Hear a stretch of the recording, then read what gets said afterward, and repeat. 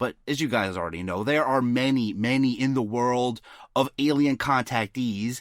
And Rob and Brendan so astutely saying, just as a refresher for everyone, here is David Huggins. We all remember him.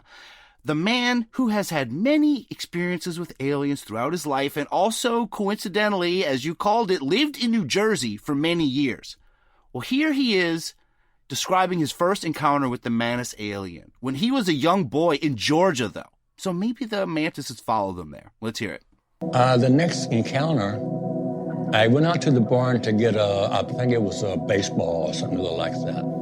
And I heard a noise on the other side of the barn. And I go take a look. And there is this giant insect-like being. It resembled like a praying mantis. And I just look at it and started screaming. As I did, he sprayed me with some type of bluish-gray liquid. I ran away from the barn and I noticed that this grayish liquid was evaporating very quickly. I was very terrified. I mean, it's like, what in the world am I looking at? And for an 8-year-old, I mean, you don't know what to think.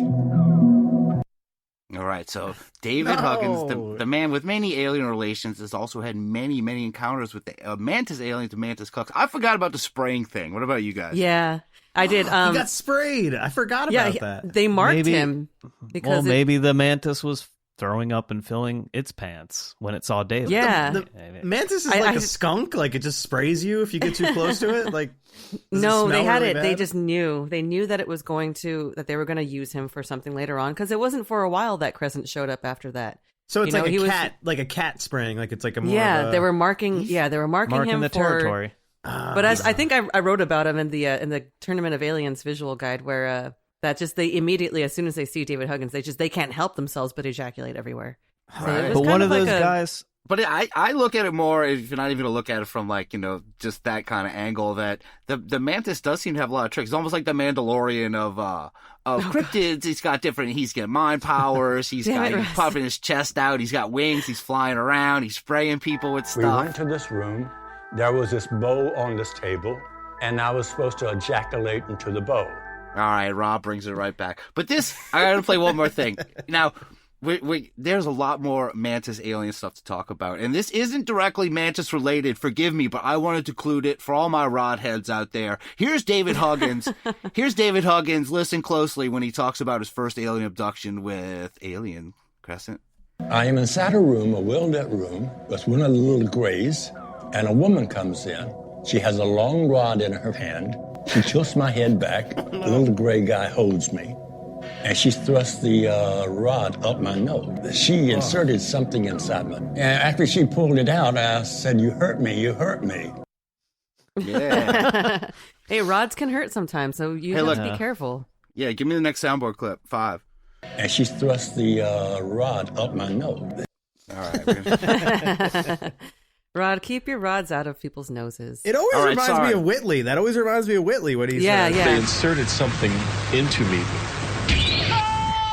I blacked out. It wasn't his nose, though. He wasn't talking about his nose, I don't think. And if you remember, when I introduced Calvin Parker to the art of David Huggins, that's the painting that I showed him with the rod going in the nose. Kind of a weird thing. Of course Another you weird did. connection. Of course I don't know why I picked the didn't. rod one. I don't know why I didn't do my rod joke or try to talk about rods then. I brought up what he's talking about fishing. You did. I think you did No, try to I bring it up, talked but you about it saw with that he was fishing. uncomfortable. No, The funny thing is, Oh, Russ just shows right. that to everybody that he meets. He just pulls It's out his true. phone and he says, "Have you seen this picture before?"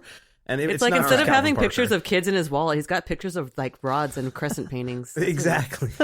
Back to the Mantis Man. Another pattern I noticed with the Mantis Man. It's always dudes seeing this thing. Enough with the dudes, right, Drea? Yeah, I mean, sure. I don't want to see that shit, but sure. Enough of it. We've heard enough. They're all one's worse than the other. What about the ladies, you might be asking? Mantis Man is quite popular with the ladies as well. Especially those women involved in the field of alien channeling. Man, it's been a while since we talked about some channelers. It might have been back to the first episode. I think Stephanie Faye Cohen might be the last real channeler we've of aliens that we've talked about, right? Yeah, I mean, I was going to mention the same episode, but I was thinking of Pamela Stonebrook because, hers same was reptilians. episode, though. Yeah, Yes, same that was episode. the first one. Alamosa, Colorado 1. Is that understood, Dan? Understood, yes. Well, staying in the world of Mantis, I've found quite a few female alien channelers who they're going to relate their experiences with the Mantis Man aliens. And we're going to start with this woman, a woman named Gigi Young, who has this to say. I'm not sure if I mentioned this already, but mantids are really telekinetic, and they're really telepathic. They can give really, really intense downloads of information, and it can seem a little cold because a lot of mantids can kind of come off as a little cold, a little abrupt. And I do know that a lot of mantid beings who work with humanity, they try to kind of work on that. I guess their bedside manner a little bit, because they know that we're very sensitive creatures to communicate with humans. So they do try to work on their bedside manner. And when you see a mantid who is it's within their spectrum to communicate with humanity or mammalian beings, you'll find them actually having a great sense of humor. Okay, I'm sorry. She goes they on got and on. jokes. All right. No, so she's saying that, so mantids they're telekinetic, they're telepathic, they're surprising, they make you zone out when someone talks, but they also have a great sense of humor. They have a very different, they have a quite different view of the mantids we've run into so far. Channelers are seeing the good side. So what about this sense of humor? Gigi will tell us more. I've known that mantids will also present themselves as wearing a cloak. They'll sort of hide their being a little bit. And the reason being is because they don't want to frighten you with their appearance. They understand that we have a knee-jerk reaction to that. So a lot of them will kind of come disguised. This is going to sound really wild, but actually when I saw a UFO a few years ago, and I sort of telepathically tuned into it. I sent a frequency into it, and we connected. And I know this is crazy. If y'all just clicked on my video now, it's going to get weirder. And immediately I saw an image of a mantis being that was blue, and it had a wig on, and it was hilarious. And What? It Had a looked like wig Cher. Yeah, man, nuts. We know who That's that nuts. is. It's Crescent. Yo, So what a Crescent is weird- mantid now. What a weird connection. Yeah, what is Crescent? Is your mantis cock running around with your wig on? What's going on? So here's here's like an idea that I had. Like, this is like hearing all this and tying all this together. What if like they're psychic? What if they're projecting an image of something, like they're standing in the corner, like in David Huggins' situation, standing in the corner, but Crescent's not really real. It's just a figment of David Huggins' imagination because the mantis cuck is projecting it. You know, so far this makes sense. No, I do. I think that is something that they would do.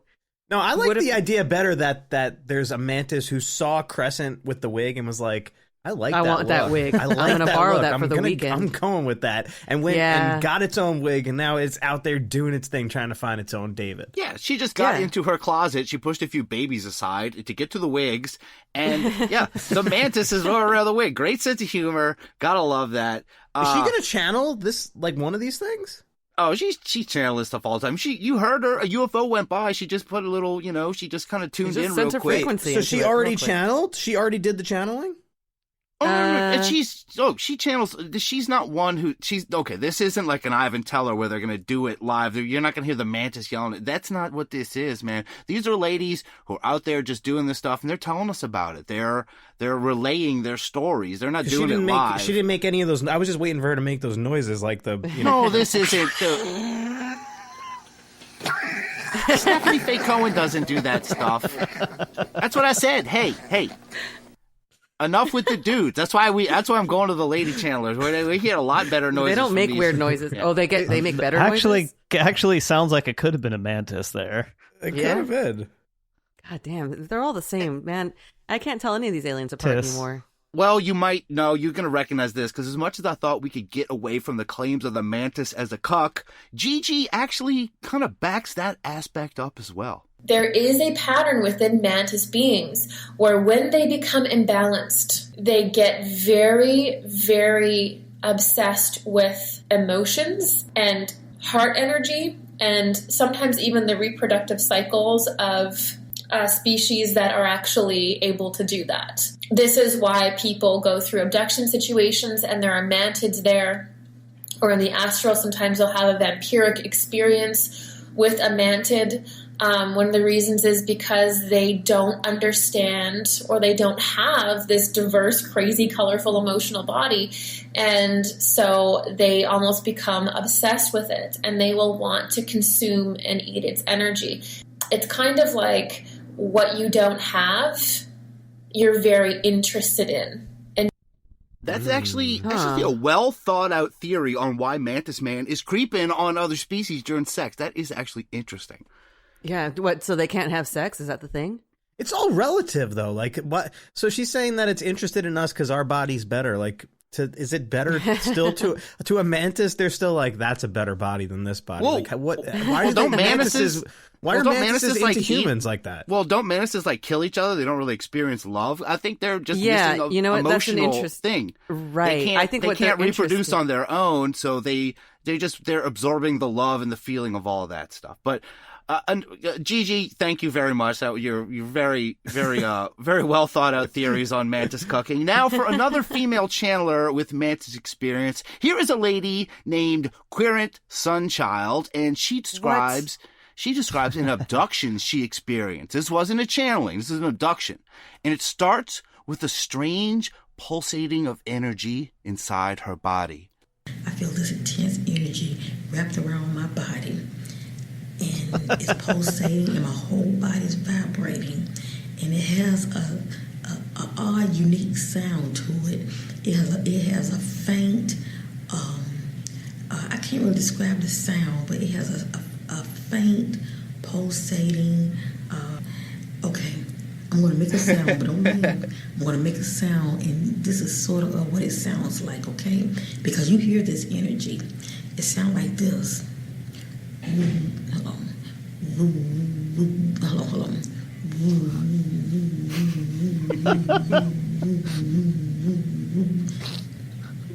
I'm going to do it again. This is what it sounds like. No, don't do it again. This sound inside your head.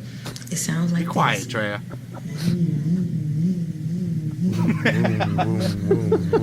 Oh, God. Sounds like a vibrator. That's a great description. Yeah, I think I have a soundboard clip of this. Try it. 5? Yes. This is like the laundry's on in the other room. Andrea, you did call it. Congratulations, Jess. These ladies are making way better sounds than that other guy, right? Yeah, it's definitely easier to listen to. I mean, put a beat to it. I love it. Yeah, she's getting musical with it. Not like the other, the Corton dude. It sounds like he's like having his like death rattles or something. And I'll plug definitely Querent Sunchild. Her video is very entertaining, but she goes on to describe her abduction here and the being that took her. What had happened was when they beamed me up right to the ship. Did I see the ship? No, because my eyes was closed. But they beamed me up to the ship and they had me in this when my spiritual eyes awakened and allowed me to see what was going on, okay? But for some reason, once my spiritual eyes were open, that's what I was facing. I was facing that. And then all of a sudden, I felt my essence raise up like this. And what I saw, family, it scared the shit out of me. I ain't gonna lie to you. I'm not gonna lie to you. Cause I'm always saying, don't have fear. But what I'm used to seeing, I did not see. I saw something totally different. I never seen this being before, but they do exist. Because I did my homework, I checked it out. They do exist. Then all of a sudden, this being popped up in my face like this, as though it wanted me to see it. And I'm going to tell you what it looked like. It looked like a darn mantis. That was one of the few words I understood out of that whole clip. Her voice is very muffled, or I don't know where she was when she recorded that. Well, yeah, play the next soundboard clip. She's probably at the laundromat. It looked like a darn mantis. Yeah, darn mantis. Yeah, you're right, mantis. Brendan. It does sound like she was recording that in a laundromat. Oh my God! No, she's really nice. She was recording at her house. She actually got interrupted quite a few times by her kids. I can relate. They were screaming in the background, being annoying. She's a little off in her game, but she's letting us know about an experience she's had with a darn mantis. It looked like a darn mantis. It's not just any kind of mantis. This is a darn mantis. So she felt the energy, the hump we heard before. She found out it was beamed